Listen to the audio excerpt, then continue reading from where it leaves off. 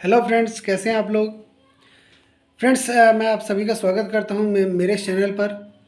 आज का हम अपना वीडियो शुरू करें इससे पहले मैं चाहूँगा आज हमारे बीच जो भी नए दोस्त हैं सबसे पहले मेरे इस चैनल को सब्सक्राइब कर लीजिए ताकि आप सभी को मेरे आने वाले वीडियोस के बारे में सबसे पहले नोटिफिकेशन मिल सके। फ्रेंड्स, आइए आज का हम अपना वीडियो शुरू करते हैं। फ्रेंड्स, औरों को जो भी मिला है मुकद्दर से मिला है। औरों को जो भी मिला है मुकद्दर से मिला है, मगर मुझे तो मेरा मुकद्दर तेरे ही दर पर मिला है। जी हाँ फ्रेंड्स, हम सभी को पता है कि हम जो भी अपने जीवन में काम करते हैं वह उस परमपिता परमेश्वर की मर्ज़ी से ही होता है। उसकी मर्ज़ी के बिना हम लोग शायद कुछ भी नहीं कर सकते हैं। फ्रेंड्स, इन लाइनों का यही मतलब है कि सबसे पहले हमें अपने जीवन में कामयाब होने के लिए, अपने जीवन को कामयाब बनाने के लिए सबसे पहले हमें अपने ऊपर भरोसा रखना होगा और उसके बाद हमें उस परमपिता परमेश्वर पर भी भरोसा रखना होगा।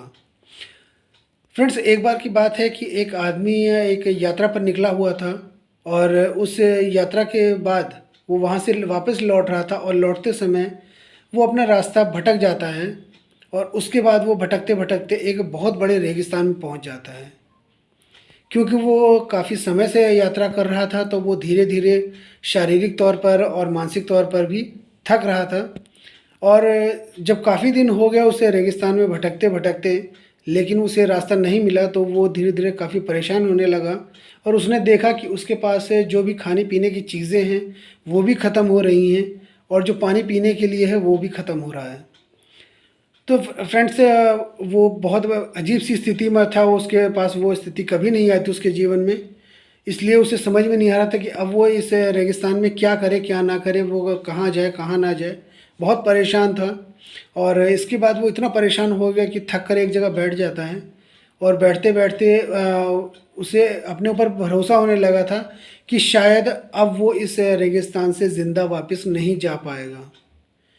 क्यों नहीं जा पाएगा फ्रेंड्स? रीज़न ये है कि वो काफ़ी दिनों से थक चुका था, पूरी तरह से टूट चुका था और उसे कहीं दूर दूर तक भी ना तो कहीं खाने की चीज़ें दिखाई दे रही थी, ना ही उसे पानी दिखाई दे रहा था।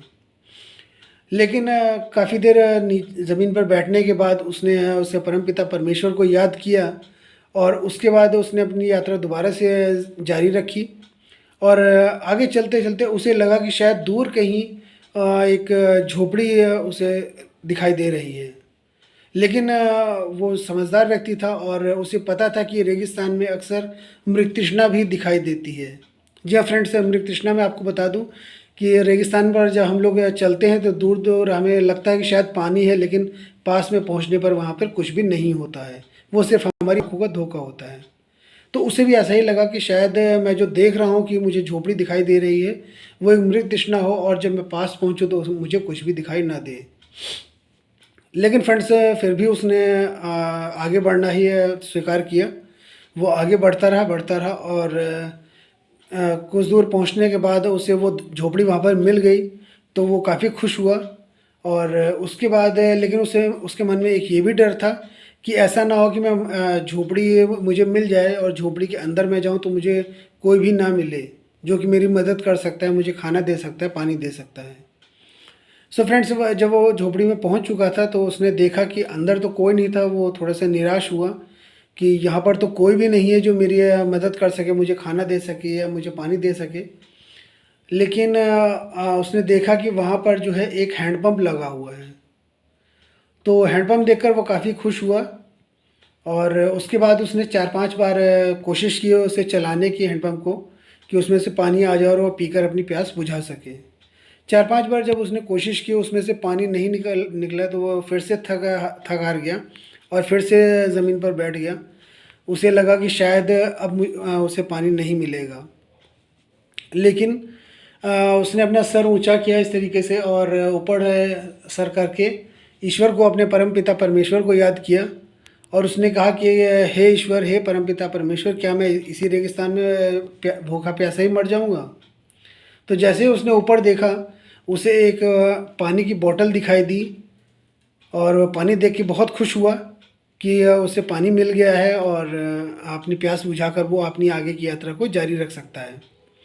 लेकिन उसने जैसे ही बोतल की तरफ हाथ बढ़ाया तो ध्यान दिया उसने कि उस बॉटल के नीचे एक पर्ची चिपकी हुई है और पर्ची पर लिखा है कि इस अमृत जैसे पानी को हैंडपम्प में डालें और डालने के बाद जो भी पानी आए उसे पीने के बाद दोबारा से पानी की बोतल पूरी भरकर इसी जगह पर टांग दें। सो फ्रेंड्स, अब उसके पास एक बड़ी अजीबो-गरीब स्थिति थी कि अब वो उसके पास दो रास्ते थे। या तो वो पानी को पी सकता था, जितना भी उस बॉटल में पानी था उसको पी सकता था और पीकर अपनी यात्रा पर आगे निकल सकता था, क्योंकि उसे देखने वाला वहाँ पर कोई नहीं था। लेकिन फ्रेंड्स, कहते हैं ना कि जो ईश्वर है वो हर जगह आपको देखता ही रहता है, चाहे आप गलत करें चाहे सही करें, वो आपको देखता ज़रूर है। तो उसके मन में भी कुछ ऐसी बात आई। फिर उसके पास एक रास्ता और भी था कि वो उस पानी में को हैंडपम्प में डाले। लेकिन यहाँ पर भी उसके पास एक शंका थी, एक संदेह था कि अगर उसने पूरा पानी हैंडपम्प में डाल दिया और पानी नहीं आया तो क्या होगा, क्योंकि पानी उसके पास बिल्कुल भी नहीं है और एक उम्मीद उसे दिखाई दी है इस पानी के बोतल के रूप में। अगर ये भी उसने उसमें डाल दिया तो क्या होगा। लेकिन फिर भी उसने अपने परमपिता परमेश्वर को याद किया और उस पानी को हैंडपम्प में डाल दिया। और डालने के बाद जैसे उसने दो तीन बार हैंडपम्प चलाया तो उसे उसके अंदर से काफ़ी ठंडा ठंडा पानी मिलना शुरू हो गया। और फ्रेंड्स, जब इतना ठंडा पानी काफ़ी दिन बाद उसने देखा तो सबसे पहले उसने मुँह हाथ धोए और उसके बाद ईश्वर को अपने धन्यवाद किया। ऊपर परमपिता परमेश्वर को उसने धन्यवाद किया कि हे ईश्वर, आपने मुझे इसे रेगिस्तान में आपने मेरी मदद की है और इसके लिए आपका बहुत बहुत शुक्रिया। और उसके बाद उसने पानी पिया। पानी पीने के बाद उसने दोबारा से बॉटल को पूरी तरीके से भरा और भरने के बाद वो बॉटल को ऊपर टांगने जा रहा था तो उसने देखा कि वहाँ पर एक पेंसिल भी रखी हुई है। उसने उस टाइम उसको ध्यान नहीं दिया और पानी पीकर वो वहाँ से चला गया। थोड़ी दूर जाने के बाद उसे पता नहीं क्या दिमाग में आया, वो दोबारा से वापस उसी रास्ते पर वापस आता है और उस झोपड़ी के अंदर जाता है। जाने के बाद उसने पेंसिल उठाई और पेंसिल उठाकर उस पर्ची में एक चीज़ उसने ऐड कर दी कि भरोसा करिए, यकीनन यह होता है। फ्रेंड्स, अगर हम इस कहानी को बहुत ध्यान से देखें तो इसमें एक बहुत अच्छा संदेश छुपा हुआ है कि सबसे पहले किसी भी काम को करने के लिए हमें अपने ऊपर भरोसा करना होगा, खुद पर भरोसा करना होगा और उसके बाद उस परमपिता परमेश्वर पर भी, उस असीम शक्ति पर हमें भरोसा करना होगा, जो कि हमें सही और गलत रास्ते पर ले जाती है और हमें अपनी मंजिल तक भी पहुंचाती है। फ्रेंड्स, अगर ये कहानी मेरी आपको अच्छी लगी हो तो इसे लाइक और कमेंट ज़रूर कीजिएगा। और फ्रेंड्स, अभी तक मैंने अपना इंट्रोडक्शन नहीं दिया है। जी हाँ फ्रेंड्स, मेरा नाम शैलेंद्र कुमार है और मैं एक इंस्पिरेशनल और मोटिवेशनल कोच हूँ। फ्रेंड्स, इसी तरीके से कहानियों को सुनने के लिए जुड़े रहिए मेरे चैनल के साथ। Thank you very much.